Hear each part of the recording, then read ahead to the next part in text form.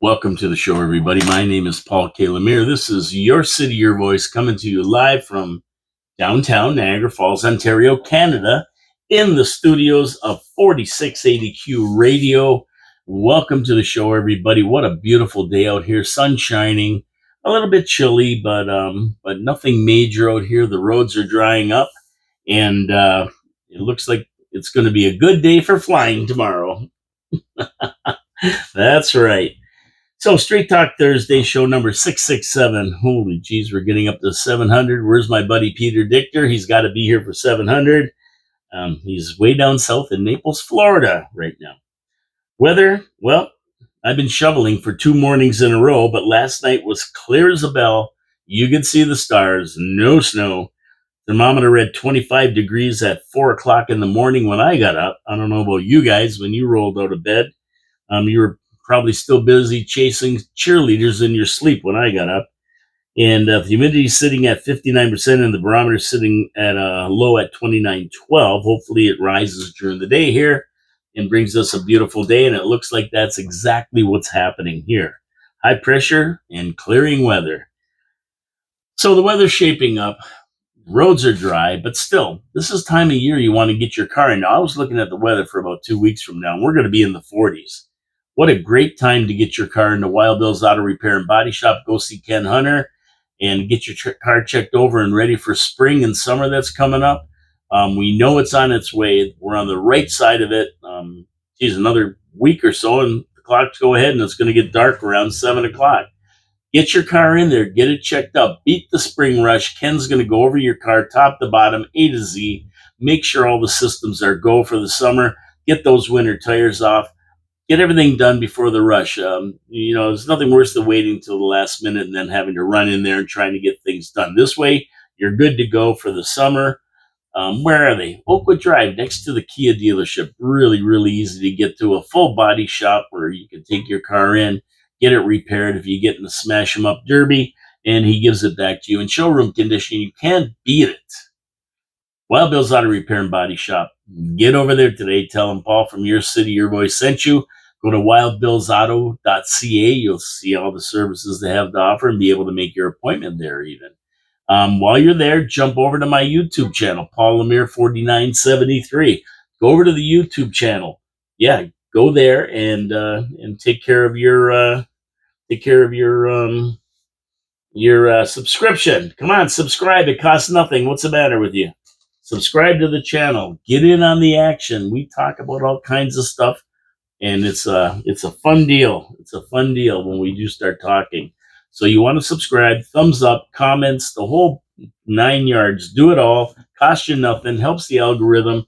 And we have an election coming up this year, so you definitely want to be involved. You got to get involved. We got to get involved. Everybody in the city has to be involved so that we can vote correctly and put the people in power that we want to be in power. My second sponsor is Pete's Pizza on Victoria Avenue. We'll get to that halfway through the show, around 12:30, the half hour, and we'll tell you all about Pete's Pizza on Victoria Avenue. So, viewer comments.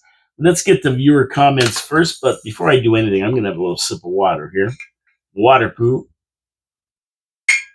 Okay. A little sip of water. That always does good. As well, while I'm thinking about it, before we get to viewer comments, check this out. That's called a phone. And guess what you can do to this phone? You can message me during the show. 289-994-7560. Send me a message, and whatever you send me, I'm going to get on the show. We'll talk about it. Whatever you give me, I'm going to talk about. So, 289-994-7560. That'll get you in the message, and we'll be good to go here. And I can take your comments and comment on your comments, and we can discuss anything you want to discuss. How nice is that? So, viewer comments. First comment is from Alicia, 17E6N, or is it L7E6N? Probably L7E6N. Great show, always enjoy it, but really nice hearing Chris too.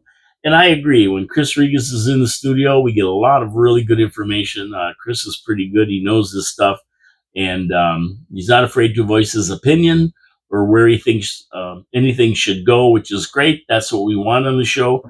We don't want to be worried about politicians not liking what we say or anything like that. We want to give it to you straight, our opinions only. Doesn't mean everybody's going to agree with us, but listen, open discussion is where it's at. We have to discuss these things if we want things to be done right, and we want to have both sides of any discussion revealed. So very important. Chris is really good at that. Great to have him in here again. I haven't had him in for a while.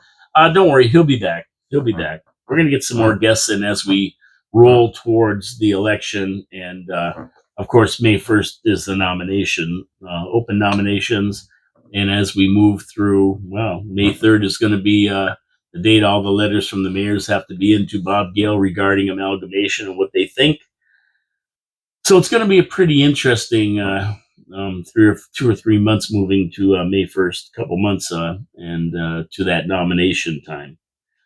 Dave Wheeler, 1158, a good example of how local show can best help inform on local issues. And thanks, Dave. I appreciate that. And I'm sure Chris does as well.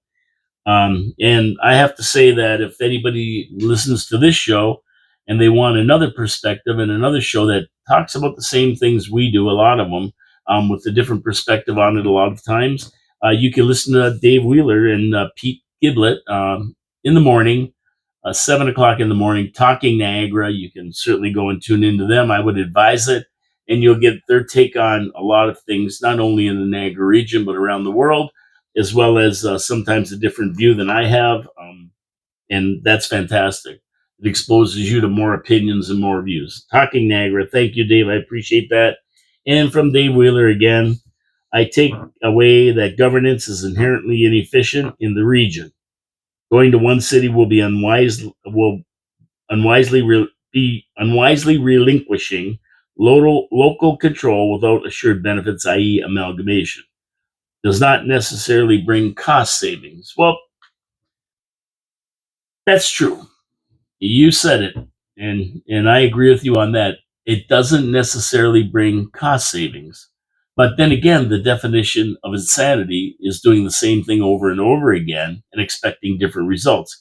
And we've been doing this for 56 years now with the region. We've had referendums about that.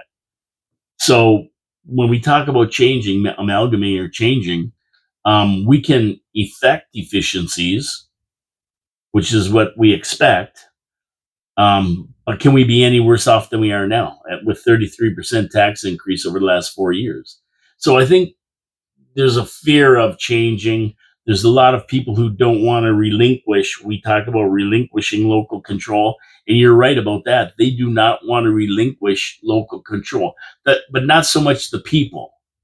The people want to pay less taxes. It's the politicians who don't want to relinquish control because you're going to cut maybe 4 of them out of the City Council of Niagara Falls, and a few from Fort Erie, and a few from Niagara Lake as well. So it's those people who don't want to relinquish control, not so much the people, because we've been taxed to death. We've had referendums. We've said no, and we'll talk a little bit about that later on in the show. But yeah, Dave, good points. All good points. Thank you so much for the comments, everybody.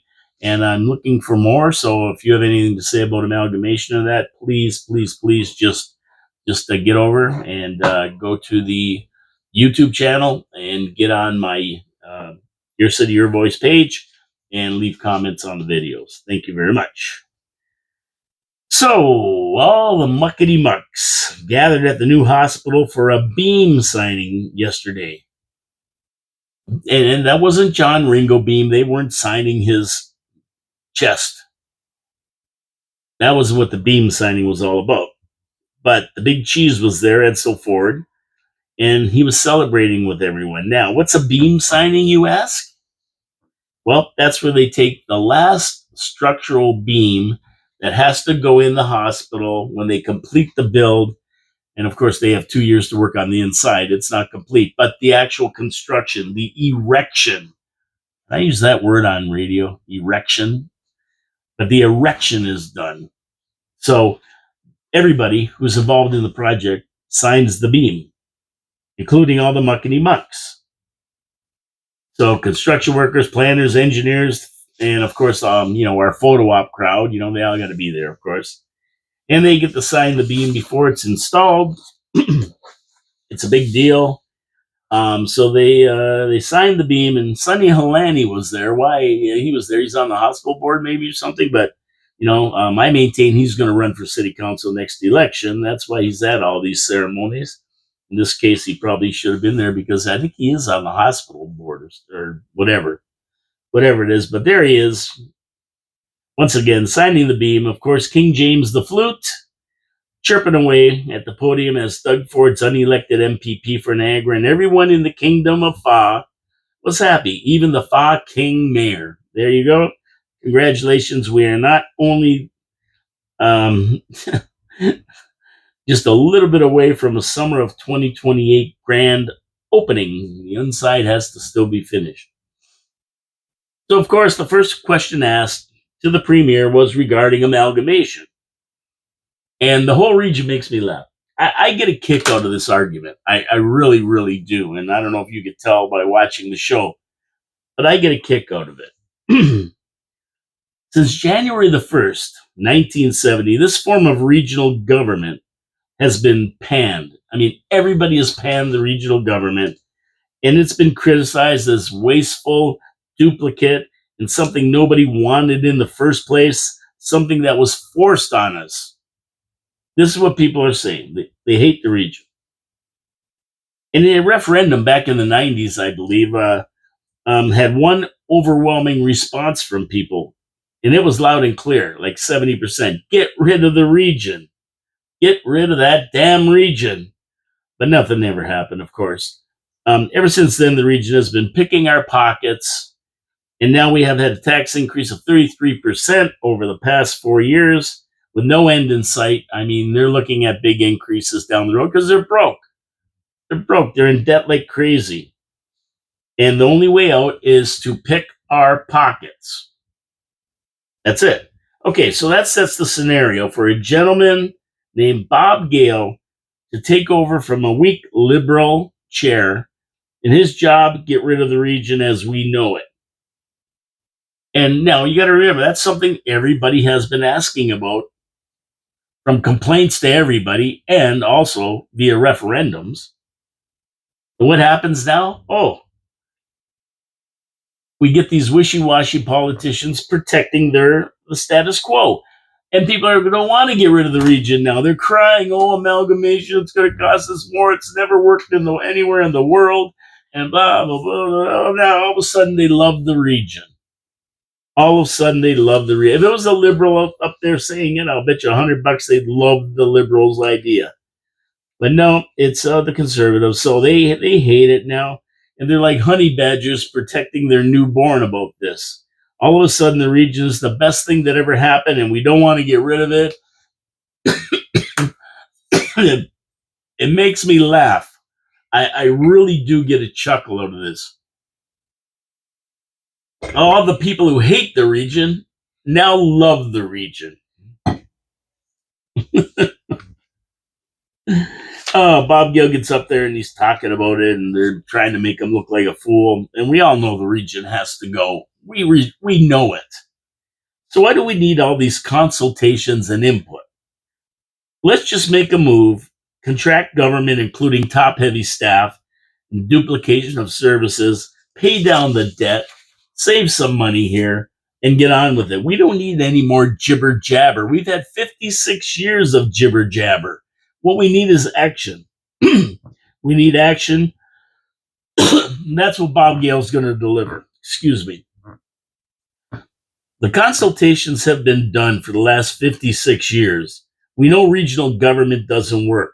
The same people that are harassing Bob Gale now are the same people that have spent most of their adult lives complaining about the region, complaining about wasteful spending, complaining about the duplication of services, and complaining about the ineffectiveness of the regional model that we know today. So what's the problem? I think the problem is that most of them don't want to jump off the gravy train.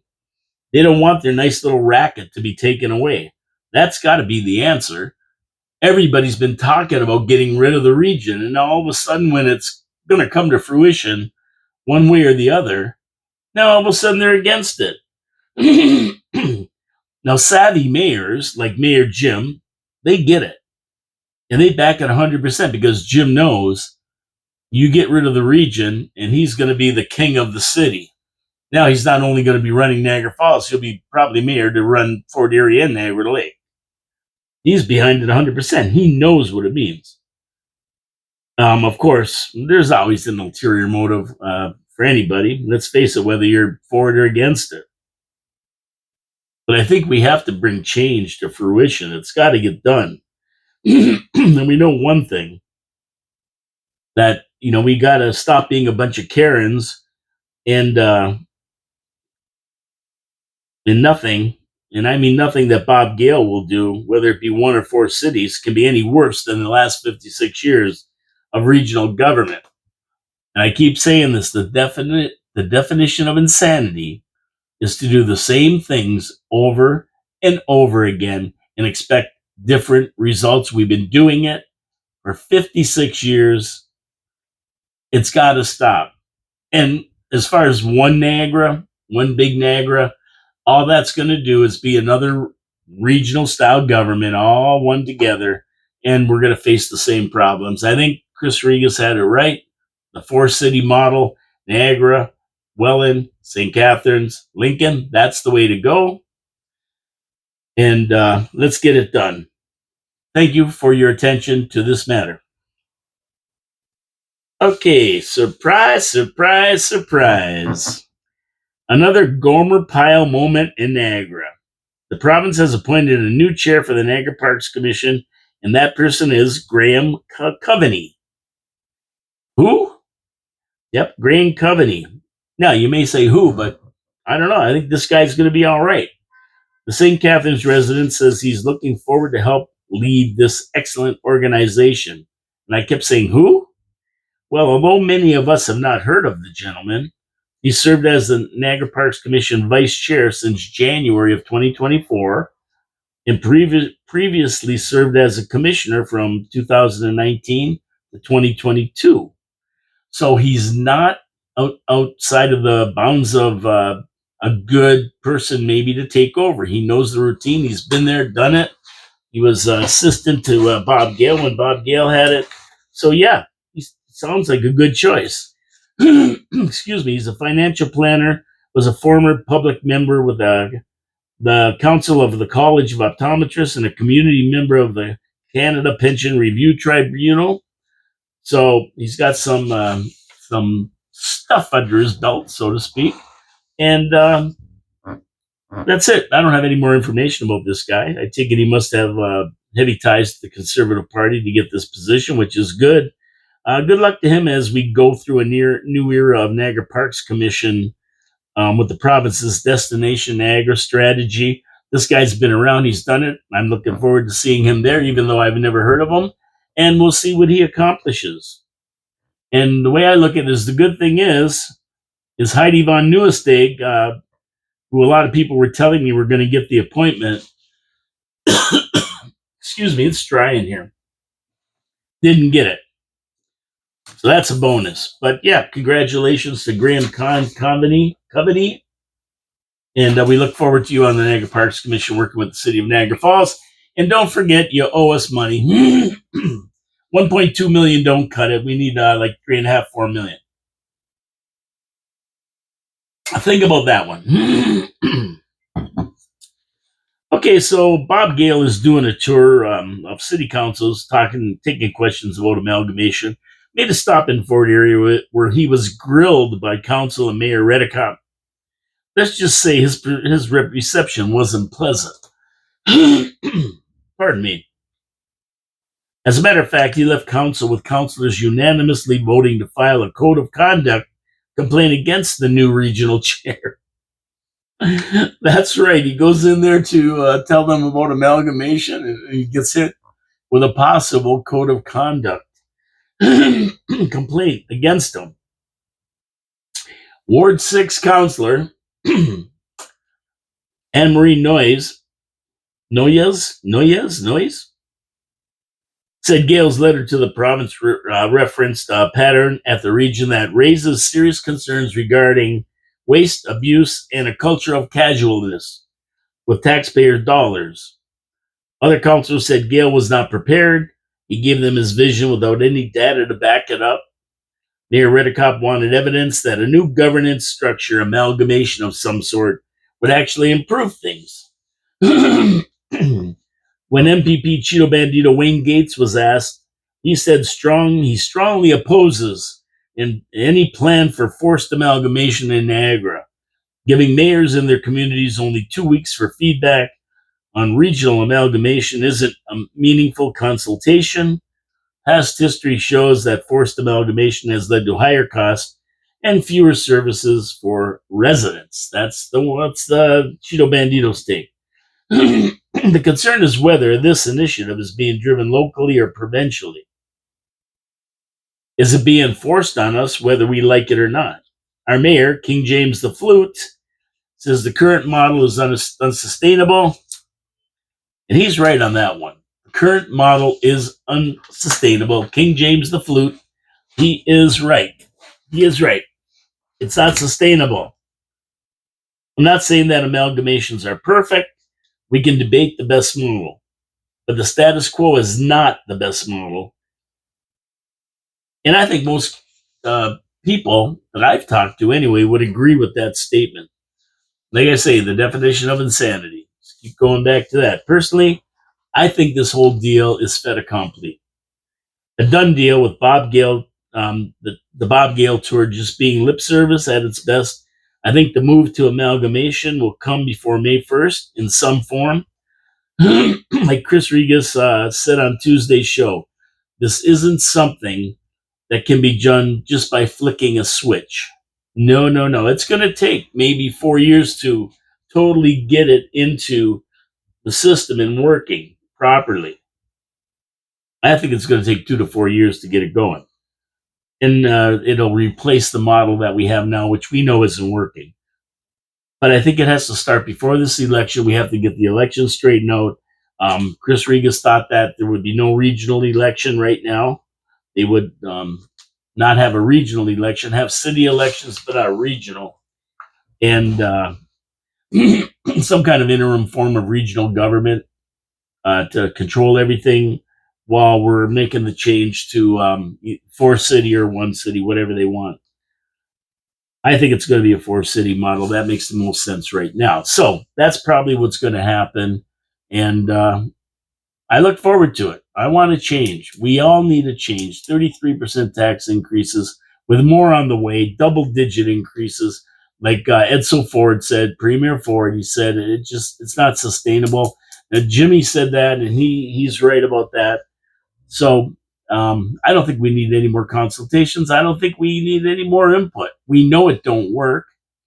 We voted in referendums and said it don't work. So come on, let's just move on, and we can tweak whatever we choose as we go and make it work for everybody. That's the way it's got to be done. Speaking of local loonies, there are a lot of whack jobs. St. Catherine's councillor Haley Bateman made a social media post regarding the assassination of Charlie Kirk, and her take was that he wanted to be unalived because of his beliefs. People didn't like that. Normalizing an assassination, no matter who it is, it's not something that a counselor should be doing. And now she's under advice that she should be reprimanded for posting such a vile and disgusting comment. Bateman said, I cannot believe what I'm reading because this is what he wanted. He worked 31 years to get to this place. What a violent way to lose your life. What a violent way for children of Newtown to lose their lives. She's talking about the Newtown massacre there. And he kept it going. He fed off it. He got money from these groups who do these things, and now they're manipulating the story. So the integrity commissioner said that an elected official who sardonically justifies or rationalizes an assassination based on political beliefs is beyond what the code of conduct can permit. So, yep, she's wrong. So, she got charged, it got upheld. The commissioner has two options: a reprimand or a suspension of pay for up to 90 days. Bateman's council colleagues have the final say on what the penalty is going to be, what is warranted. They may say she has already faced sufficient consequences with insulting and threatening messages being sent her way. Her error in judgment by making those social media posts has already led to a serious blowback from residents. Far and wide, the council may deem that is enough punishment. Stay tuned for this one when regional council meets again and the subject is brought to council table. So yeah, she's guilty. It's just a matter of what they're going to do with her at this point. And will she get elected again? I don't know. She's been a real pain in the neck in a lot of ways. As part of this, the commissioner was also investigating two charges against Bateman for the incident where she attended the Niagara Falls City Council meeting and was arrested for having a sign reading "Women in Ontario Say No," and for also allegedly harassing Councillor Mike Strange. Now, I don't know if it's "Women in Ontario Say No" or "Women of Ontario Say No." I can't remember, but it was one of those two. And also for allegedly harassing Councillor Mike Strange, which she didn't do. And the commissioner saw it, and that way dismissed those charges. By the way, I wonder who made the complaint. Who made the complaint to that commissioner about those city council meetings? And it doesn't say. The commissioner doesn't tell us who made the complaint. Although the commissioner has no problem telling us when it's Jody Burdett. But knowing our city council is so against frivolous and vexatious complaints, which this was, I wonder if it was one of them that filed these charges. And big fees being charged to taxpayers to investigate this. I'm going to try to find out. It wasn't in the report. I'm asking the questions. Somebody else asked that same question. And I want to know who filed the integrity commissioner complaint against Haley Bateman for her appearance at Niagara Falls City Council with a sign that said "Women of Ontario Say No." Now, she did nothing else wrong. She didn't disrupt the meeting. She didn't do anything. She was with a group of women who have been delegating to different city councils about Bill 9. And Bill 9 is all about, number one, not allowing people who have criminal records to be on city council or to run for city council.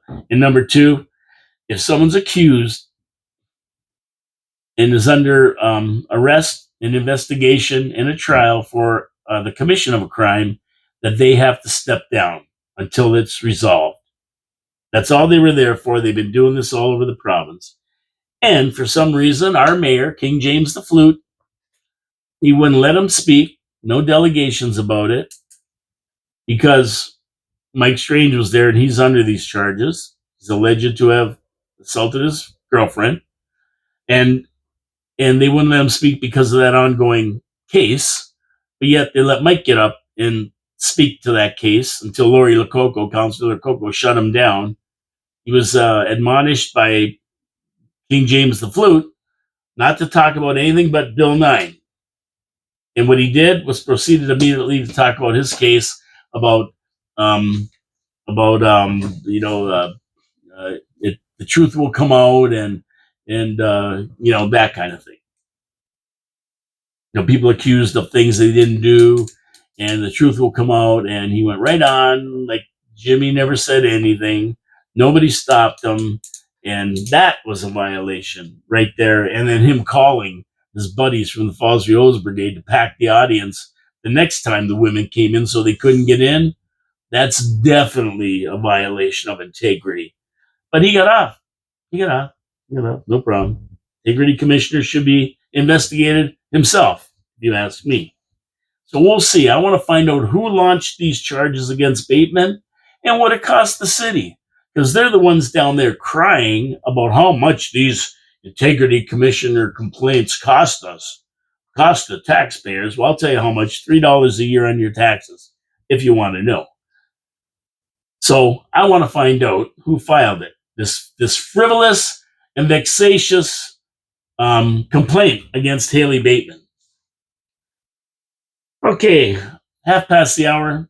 My next sponsor, Pete's Pizza on Victoria Avenue. And I always keep saying to people, the one thing I want in a pizza is consistency. How do you get consistency? Well, you have to use a formula. You got to make it the same every time. And when you use a family recipe that's been around for 40 years for the crust and the sauce, then you use quality Saputo mozzarella and brick cheese. You put it on with the sauce on that beautiful crust in the right ratios, put on fresh toppings, you got yourself a winner, and it's consistent because they use the same formula every time. Pete's Pizza on Victoria Avenue, not a one-trick pony. Fantastic wings, fantastic panzerotti, chicken parm sandwiches, steak and cheese sandwiches, steak and cheese poutine. You name it, they have it. You're going to find something you like from Pete's Pizza on Victoria Avenue. Now, they're open till 2 in the morning on Friday and Saturday, midnight during the week for your convenience. They opened a new location for you in the northwest part of the city, Thoroldstone Road and Kaler Road. Same great quality, same great food. How can you go wrong? 905-374-2222 is how you get a hold of them to order one of these beautiful pizzas. And tell them Paul from Your City, Your Voice sent you. They'll be happy to hear that. Support our sponsors.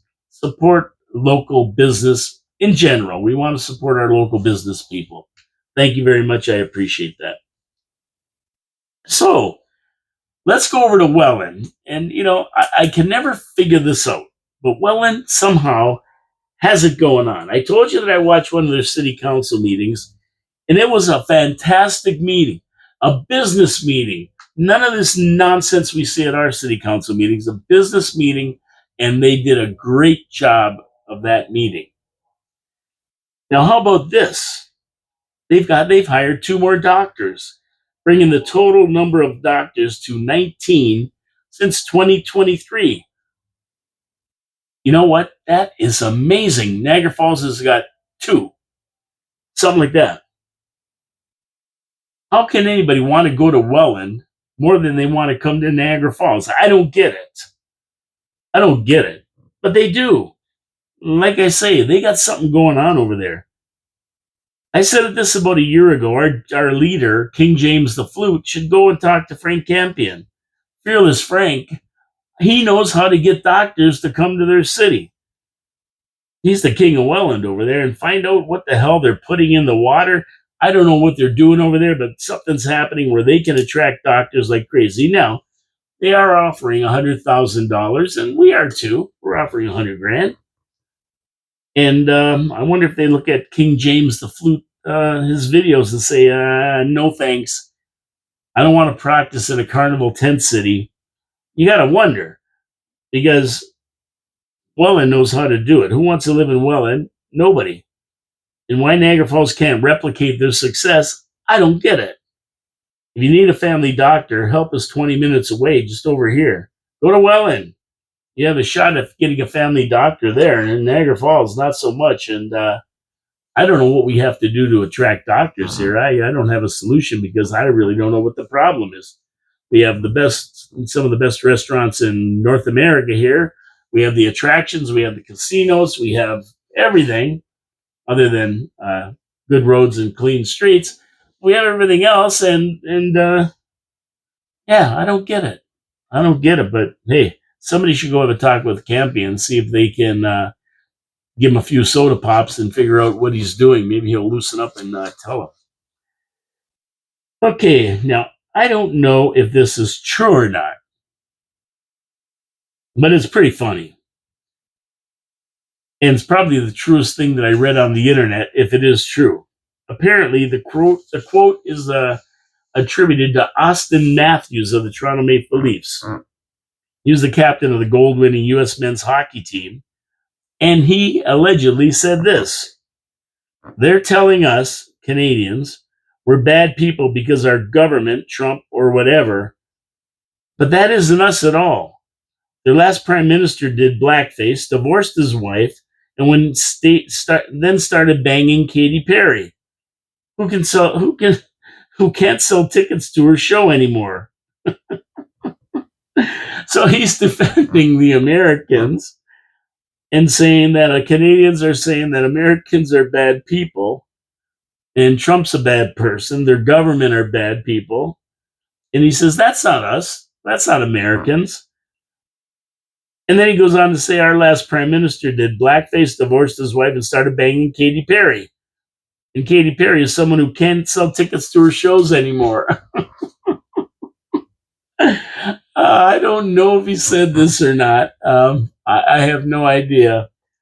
But if he did say it, it's Trudeau. There you go. Oh my goodness, the stuff you see on the internet, and that to me is hilarious. He calls out Trudeau straight up. By the way, Leafs lost last night. That wasn't too funny for them. Well, Trump delivered a straight shooting State of the Union address on Tuesday night. And personally, I watched it all. I thought he did a great job. It was an hour and 48 minutes, the longest State of the Union address ever. And I thought he hit all the points, hammered the Democrats into the ground, had some great stories. Trump is a great storyteller.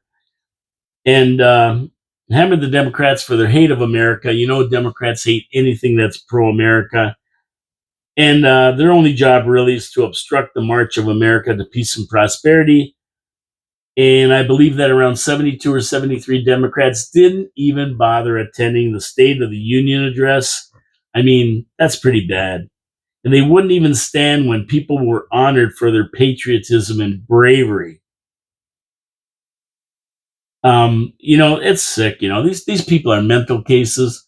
And you saw what Pelosi did in his first term. He grabbed the State of the Union just and ripped it up right behind him. Just despicable people they really are. He said the reason the Democrats don't want voter ID is because they want to cheat.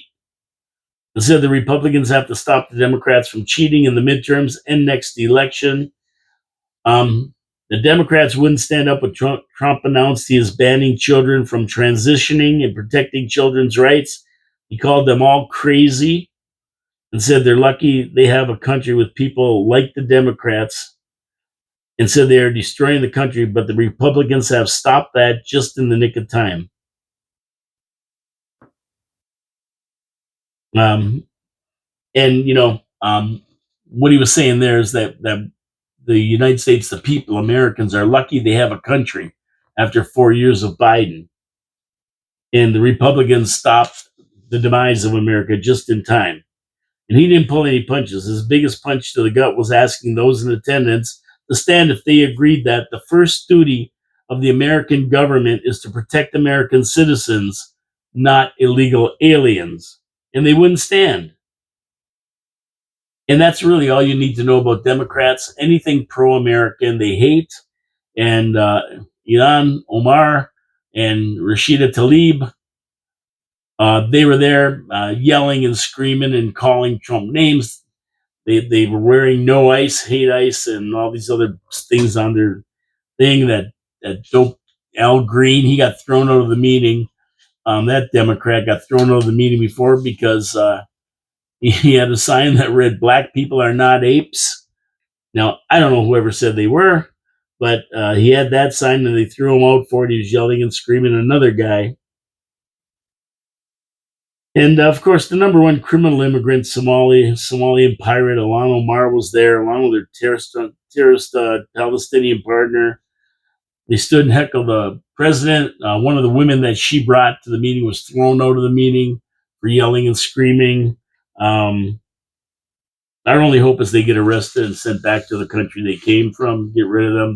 They're just a waste of time. They hate America, hate Americans, rob, cheat, and steal every cent they can from honest, hardworking, tax-paying Americans.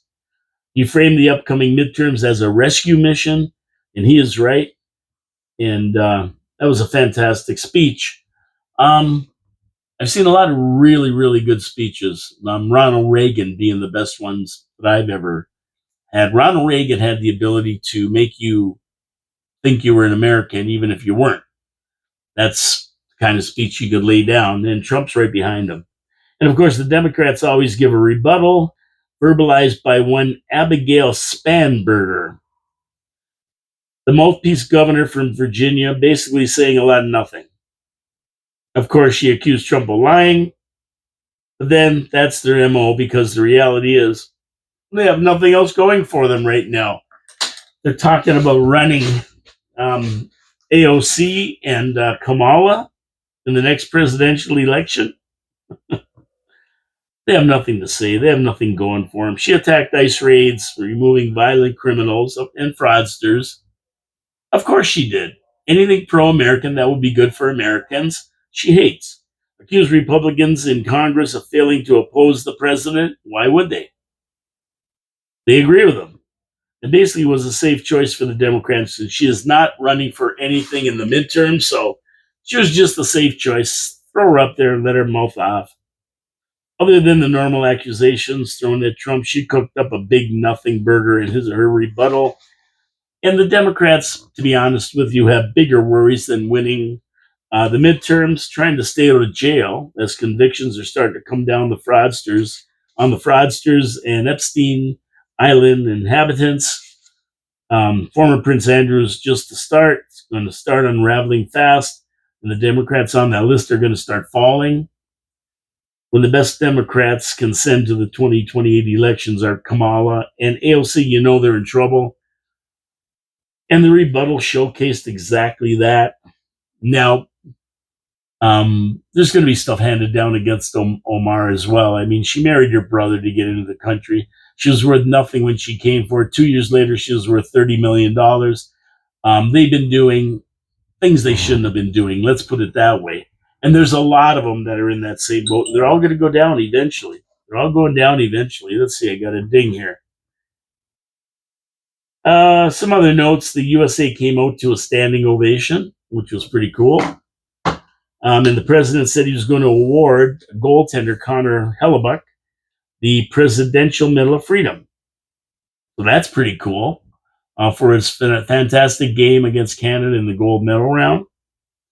All in all, I think it was inspirational and calm, straight to the point with facts while delivering hope for the future in the 250th anniversary year of signing the Declaration of Independence. So another one in the book, State of the Union Address, and good job by Trump. And it was some heartwarming stories, and good to see that he's on this problem with illegals in the country. And of course, he said that Iran's going to be in big trouble. They're ready to go.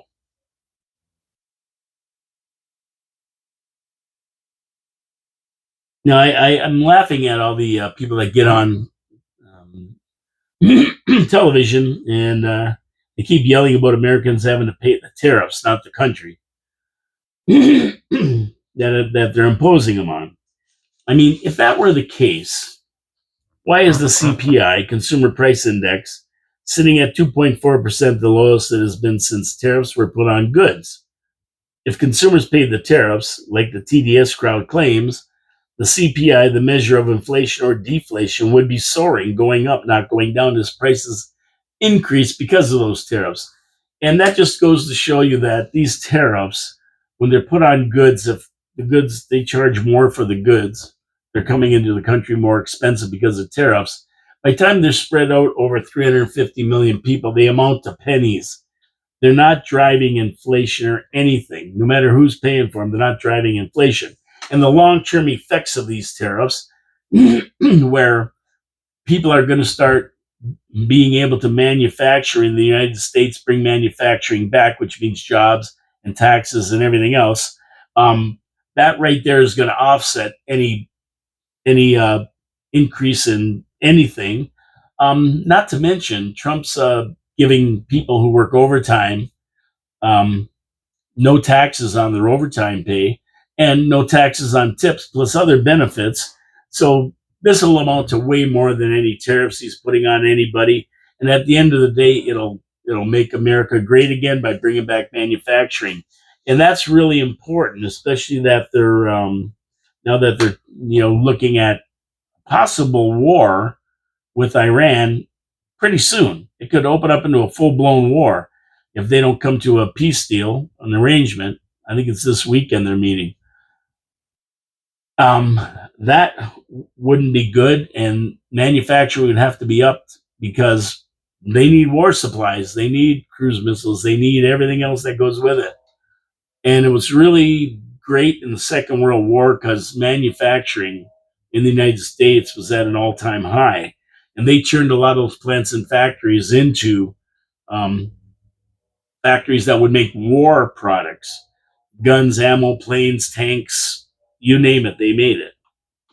So it's time to get manufacturing back so they can ramp up for that as well. And we see Carnage saying the same thing. We got to start making stuff in Canada because, we don't want to depend on anybody else. So that's the state. That 2.4% consumer price index, what the consumer price index measures is a shopping cart full of goods. And the price on that shopping cart full of goods today as compared to a year ago. And it's increased 2.4%, the lowest it's increased in a long time. Now, does anybody else follow Candace Owens? She's got a podcast and delves into some pretty dark stuff. Some would call it conspiracy theory, but she does her research and has some amazing connections that make whatever she says pretty well true. You remember her most likely for saying that the president of France, Macron, that his wife is a transgender. Now, Owens is saying that Macron and his husband have raised $1.5 million to have her unalived. That's right. She's saying they're going to have her unalived and send a letter to authorities to let them know the Macrons have hired someone to do a hit on her. That's pretty wild. Not that they're above that. I mean, not that it couldn't happen, but I don't know about that one. So, General Mike Flynn, the guy that served under President Trump as national security advisor in his first term, not for long, but he was there, says there's a lot of truth behind what Owens says. People are asking if she's going off the deep end or if she's just revealing a tangled web involving Charlie and Erica Kirk, Macron, Epstein, foreign interests, and whatever forces lurk behind the scenes. And where Trump is on this. A lot of people are asking, where's Trump on this? People in control are terrified of losing control, and Candace Owens is a definite threat to that narrative. This is a story to watch and follow as more details pop out of the Epstein files, and all these people, including Erica Kirk, have a long history with Epstein, and it's in those files. And that's one thing she's been doing is exposing Erica Kirk regarding what really happened to Charlie Kirk. So pretty interesting stuff. If you're into that kind of thing, look up Candace Owens and check out her podcast and see what she's been saying. It's pretty cool. So, as New York City crumbles under the guidance of the communist mayor Zoran Mamdani, residents, and man, this sounds familiar, residents are now being asked to pick up shovels and help shovel snow off the streets. I guess it's all free if you do it. I mean, he wants everything for free. He didn't tell the people they're going to have to be doing the work for free to get everything for free. That sounds like Niagara Falls, except that Mamdani hasn't decided to fine people if they don't do it, like our city council has decided to do. And Mamdani has changed his mind. He is going to fine people if they don't do it. So there you go. Now, this nitwit doesn't want people to have to show ID to vote. He doesn't want voter ID. We do not want people to have to show ID to vote. But if they want to shovel snow, they got to show two forms of ID and a social security card to shovel. To shovel snow, you need to show ID. To vote for the president, you don't need to show any ID. Have you ever heard of anything so crazy in your life? I never have. Obviously, somehow this guy is going to add whatever he gives these people or whatever would be paid to him to their income tax or something. He must have a plan. Why would you want somebody's social security number? And if illegal immigrants don't have one, you'll probably just give them one. That's usually the way they work this. So you got what you asked for. I mean, New York City got what they asked for. They wanted this communist Mamdani So what they're getting is a 9.5% increase in property taxes. He's going to raid the rainy day fund and the seniors fund. And now you have to go out and shovel snow. And if you don't, you're going to get fined. How about that? And these same people who will go out and do that, they will go out and do it, guaranteed. But they don't want to load their groceries and go through a self-checkout because why should we work for the grocery store for free? See what we're dealing with here? Yeah, that's right. Another day, another transgender in trouble. This time a transgender, Austin Martin Tucker, broke into the area around Mar-a-Lago because he thought that Trump was mentally unstable. And this is coming from a guy who dresses like a woman. Now, he got through the gate and was confronted by the Secret Service. He was carrying a gas can and a shotgun. When told to drop the weapons, he placed the gas can on the ground, raised the shotgun up, aiming it towards the Secret Service, and they promptly sent him to meet his maker. I mean, these people are mentally ill. They don't need hormones. They don't need puberty blockers. They don't need operations. What they need is mental help. It's time to make insane asylums great again in the United States. That's what's needed for a lot of these people. There's one wacky story after the other. Now let's go over to England in the royal family because they're all in hot water right now. Andrew is going to jail, and anyone that has knowledge in the pictures that have been around since 2011, some bribery payments made.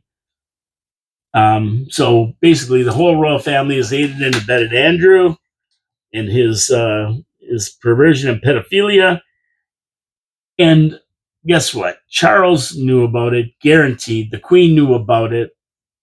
He denied it. She died. Mummy died. And Charles and William are going to get dragged into this. I don't know if William knew or not, but Charles knew for sure.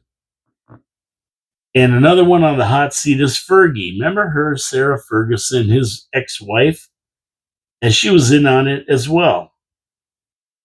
And she was the one who introduced Andrew to Epstein in the first place. She made the connection. And she was always putting the arm on Epstein for money because he wanted access to the royals. And she was the connection there. And she kept putting the arm on Epstein for more money. It's all in the Epstein files if you go in there and look. But Andrew is just not in hot water for his sexual perversions. He's in more hot water for leaking intelligence information and insider trading, leaking defense and military secrets to the Russians via Epstein. He was the go-between.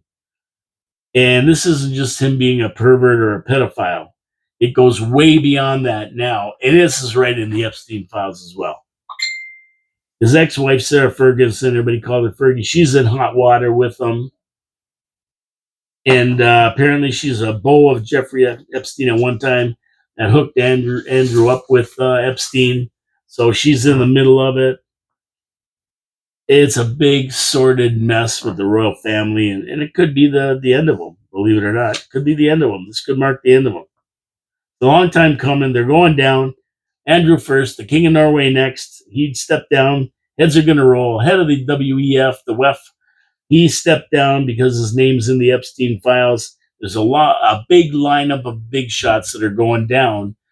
They're starting over in England. That's where it's starting, but it's coming to America, and there's a lot of people going to be going down for this. Okay, I got a message here. Nope. From Dave Wheeler. Nope, they didn't pay anything. They don't want high tariffs because it makes their goods more expensive to the American consumer. So they make a deal which usually means better access of U.S. goods to their country, i.e. UK. Trump says he has more. He has more. Let's see. Trump says he has more investments coming into the U.S. as part of the deals. Sounds good, but all these countries already invest heavily in the U.S. and have done for some time. American paid tariffs in the U.S. government is the goal. That's where the money is for the government. So, okay, whatever all that means. It doesn't matter about tariffs anyway. Trump explained this, if anybody bothered to listen, that tariffs were just something that were quick and easy to get the situation, the trade imbalance, turned around real quick and used as leverage against countries that wanted to trade with the U.S. To do things that he wanted them to do, like drop the rates to the U.S. On a reciprocal basis. So he used them for that. Now, the Supreme Court said they're illegal. You can't do that. And so Trump knew that they weren't going to fly anyway. It was just the easiest way to do it to get things going. And now he has other ways to do it. So tariffs or no tariffs, more money's going to be coming in. That trade imbalance is going to be straightened out. And that's what Trump's goal was. And that's what is going to happen regardless of whether the Supreme Court said the tariffs are legal or illegal. Now, these countries that are going to claim the tariffs back, well, we'll see if they're retroactive to be paid back or they're going to just say no from when Trump, the Supreme Court said no to going forward. And the Supreme Court could have made this decision 6 months ago. And they didn't for some reason. They just let it go. And it's almost like it was planned or something. But regardless, it doesn't matter because Trump has another way to do it, and he's going to do it and make it work for America. Tariffs are out the window, maybe. And I think they're just specific tariffs, overall tariffs that aren't going to change on, on steel and aluminum and that coming out of Canada, that kind of thing. We have the USMCA to negotiate again. It comes up in July. So there's a lot of stuff going on, but believe me, nothing's going to change other than the word for it won't be tariff because he can't use that avenue, that route. So we got 5 minutes left. Let's talk real quick about a serious incident off of the coast of Cuba. There was an attack on an American registered boat that killed 4 Americans and injured 7 by the Cuban government. They're looking into it. This is a serious situation, especially when Trump is trying to change the regime there. And that now they're saying that the boat came too close to the Cuban shore and they took it out. It was a speedboat. Whatever happened, we're not quite sure. We're going to find out though. Watch that one because that right there is a pretty big escalation. And Marco Rubio's looking into this and trying to figure out exactly what happened with the Cuban government. But they've said they did fire at the boat. They did kill 4 people on it and injure 7. So we'll see what happens with that. And of course, Iran is sitting on the precipice of war. There's these peace meetings going on to try to settle this nuclear enrichment program they have. They want them to hand over all enriched uranium and also not to make any more. And Iran saying, no, we're not going to do that. We're not going to stop our enrichment program.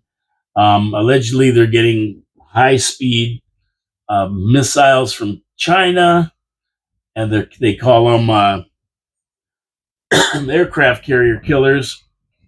We'll see what happens with that. But it's pretty close to a full-blown war with Iran. Have to keep your eyes open. Could happen as early as this weekend. Trump would rather have peace and get some kind of agreement to stop their enrichment program and get rid of all their nuclear bombs and stuff that they're trying to build, ballistic missiles. They're not responding. They're being defiant. And at the end of the day, if something isn't reached, Trump's going to go in there with Israel and do what he has to do. And if Iranians know one thing, they should not mess around with Trump. He's a guy that will do it. If he says he's going to do it, he will do it. Don't test his mettle on this one because if you do, you're going to be eating missiles and bunker busters and all kinds of stuff being dropped out of the air that you won't even know is coming in. So I would advise them to take what he says seriously and try to get some peace agreement going. And that's it for me today. I'm out of here. Did Davey send me anything back on that? No, I don't think he did. But that's cool. He will at some point. Now, remember, no show tomorrow. I'm not going to be here. I'm going to be in transit. But I will do a show on Monday with a city council agenda review. That's Agenda Review Monday. I will be doing that. But you might see the Gulf of America behind me when I do it. I'm just telling you. No show on Tuesday. Wednesday, I will do absolutely. I may do a show on Thursday. Then I'll be back on Saturday. And, of course, we'll continue on with Manic Monday come the, let's see, what are we talking about? First, the 8th, 9th, 10th. Monday the 10th, I'll be back. So anyway, take care, everybody. Thank you for tuning. I really appreciate it. Don't forget my sponsors, Wild Bill's Auto Repair and Body Shop and Pete's Pizza on Victoria Avenue. Go to the Palomir 4973 channel on YouTube. Like the show, subscribe. It costs nothing. Thumbs up, thumbs down, comments. Thank you, Davey, for messaging in a comment. That was fantastic of you. Thank you very much. I appreciate it. We'll see you, everybody, on Monday. If everything goes right, we'll be doing the City Council Agenda Review. Backed by the Gulf of America. I love it. I love it. Support our sponsors, like I said. Subscribe to the channel. God bless you all. Take it easy. Enjoy this nice weather. It's going into the 40s next week. We're there. We're there. It's going to start coming to us. And I can't wait. When I get back, it's supposed to be 13 or 14 degrees, which is beautiful. Thank you for tuning in. Talk to you later. Have a great